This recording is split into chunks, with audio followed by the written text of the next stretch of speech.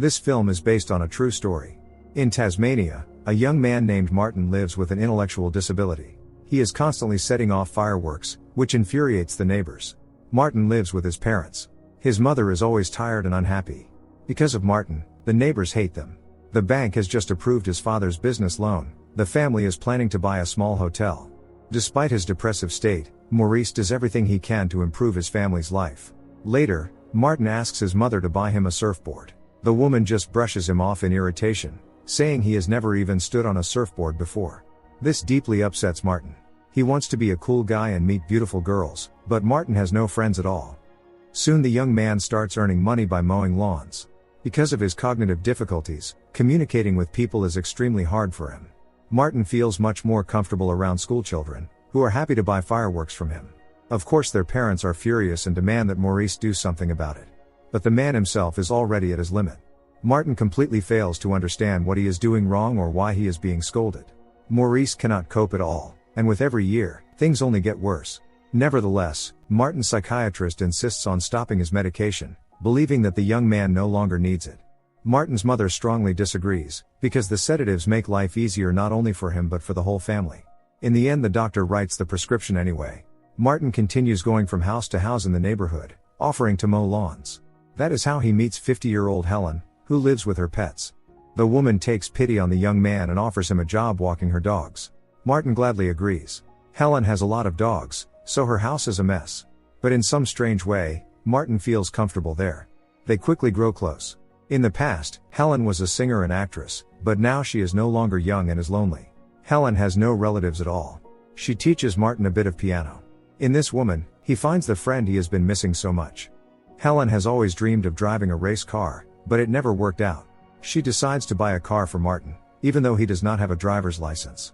Besides, the guy has a dangerous habit of grabbing the steering wheel while someone else is driving, which could cause an accident at any moment. Martin sincerely thanks Helen for the gift, but he cannot understand where she got so much money. The woman says she is rich. Helen genuinely wants to make Martin happy, because she has no one else. They spend a lot of time together. At home, meanwhile Martin is always met by his dissatisfied mother and his depressed father. Martin's mother insists that he cut his hair, while he wants to grow it out. This leads to a conflict, and the young man declares that he is going to live with Helen. She has a large house with plenty of spare rooms, and she does not mind at all. Martin's parents have no idea who Helen is. The young man starts silently packing his things. His parents become even more worried when they see their son's expensive new car, a gift from Helen. Martin says that Helen buys him anything he wants. All of Martin's mother's attempts to calm him down only make the situation worse. The young man gets angry. In the end she kicks her son out. In fact that is exactly what he wanted. Maurice only notes gloomily that his wife is always putting pressure on everyone. The woman is sure their son will be back very soon, because no one except them will be able to put up with him for long. Helen misses the days when she was young, beautiful and famous. Now at least she is not alone. Martin is very happy to live here. No one has ever been as kind to him as Helen. He loves this woman, and he loves her animals. In the evenings Helen likes watching old Hollywood films.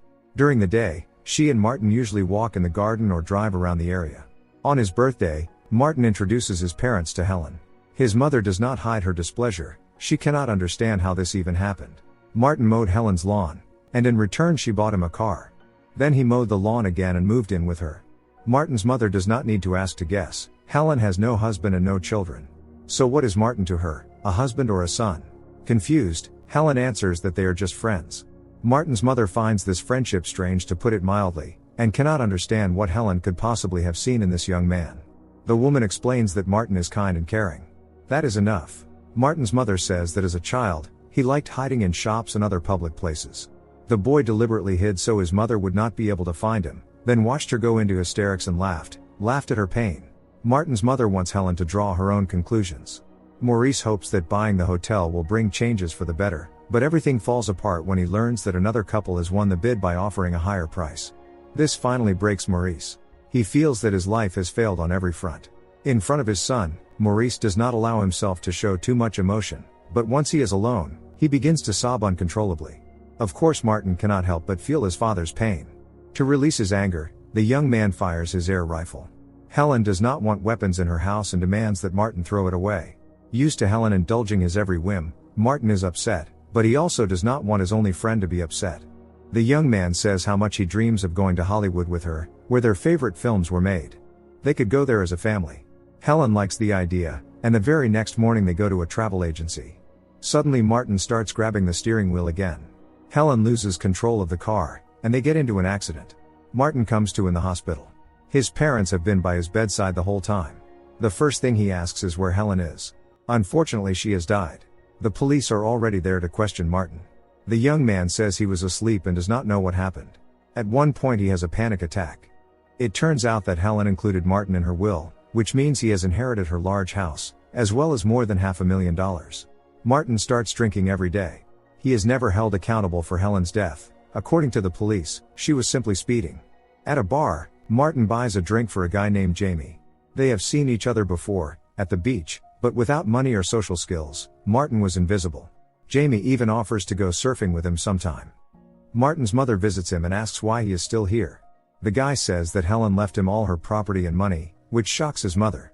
But that is not the only reason the woman has come. She wants Martin to see his father. After the hotel purchase fell through, Maurice sank even deeper into depression. He stopped leaving the house. Martin gently strokes his father's head and says he can buy him anything he wants, but Maurice has completely lost all sense of purpose. He wants everyone to leave him alone. Martin suddenly turns aggressive and demands that his father get up from the couch right now. Either way, it makes Maurice get up. Martin tells his mother that this is exactly what needs to be done. The young man desperately tries to buy the hotel from the older couple who won the bid. Martin is ready to give them all his money, just so his father will no longer be sad. But the older couple refuses and sends him away. He buys a surfboard, after all Jamie promised to teach him. But Martin almost immediately falls into the water and nearly drowns. Jamie was his friend only when they were drunk. Soon Maurice's body is found in the river, evidently he chose to end his own life. His wife does not even have the strength to cry. Lately everything had been leading to this. For his father's funeral, Martin puts on a bright blue suit and a hat, looking like a clown. His mother refuses to let him in dressed like that, not wanting to be embarrassed in front of all their relatives and friends. Martin genuinely does not understand what is wrong, or why his mother is angry. He has to say goodbye to his father. However, the woman remains firm. Martin goes to the same travel agency he and Helen had been heading to on the day of the tragedy, and buys a business class ticket to Los Angeles. He also offers to take the travel agency employee, a middle-aged woman, with him. He would pay for everything. Taken aback, the woman politely refuses. After that, Martin travels a lot, spending the money he inherited from Helen. Every time he returns to Tasmania, he visits his mother. She misses her husband terribly. Martin, on the other hand, is angry with his father. If Maurice had truly loved them, he would have found the strength to keep living. Martin is also angry with himself, thinking that he ruined his parents' lives. He understands that he is different from other people, and he would give anything to be like everyone else. Children at school teased him. Even his own mother took her anger out on him. Sometimes Martin sees another person inside himself, someone much better and more proper, but he can never quite reach him. The young man becomes interested in guns and shooting. He goes to a gun shop and buys everything he likes, despite not having a license. Naturally, Martin has no intention of registering the guns. Later, he shows Jamie what he has bought, hoping to impress him. Martin even tries to give him one of the pistols, but Jamie refuses and leaves. The young man once again feels abandoned. He releases his emotions through shooting. Martin often talks to Helen, even though she is gone. He has no one else to talk to. One evening the guy sees a news report about the Dunblane massacre, which claimed many lives. It became a national tragedy not only for Scotland but for the whole world. The report leaves a deep impression on Martin. He continues buying illegal weapons and honing his shooting skills. His house now looks more like an armory. Helen clearly would not have approved of this. Martin's mother worries about him. She would like him to find something to do, and perhaps a girlfriend. Martin lies and says he already has a girlfriend, Riley. He really did meet a beautiful girl named Riley on the beach once, but she barely paid any attention to him. When his mother suggests inviting Riley over for dinner so they can meet her, he immediately goes quiet and looks sad. To change the subject, the woman notes aloud that her son has tidied up the house and even washed the windows. Late that evening, she wishes him good night and leaves. Every morning Martin puts on a gold pendant shaped like his zodiac sign, which Helen gave him for his birthday. They had the same zodiac sign. Martin lets all of Helen's pets out of the house, then drives to the hotel his father had dreamed of owning. The trunk is full of weapons. Martin takes a rifle and goes inside. Shots ring out. After that, the young man goes to the cafe where he last celebrated his birthday with his parents and Helen. He orders a fruit salad and juice. The other customers in the cafe have no idea that these are the final minutes of their lives. As soon as Martin finishes eating, he sets up a video camera, takes a rifle out of his sports bag and opens fire. In the final scene, we see his mother listening to a news report about the worst crime in Australian history. Then a voiceover explains that on April 28, 1996, 35 people were killed and another 23 were wounded in the town of Port Arthur. The shooter was sentenced to 35 life terms. The events of that day led to a review of firearm ownership laws.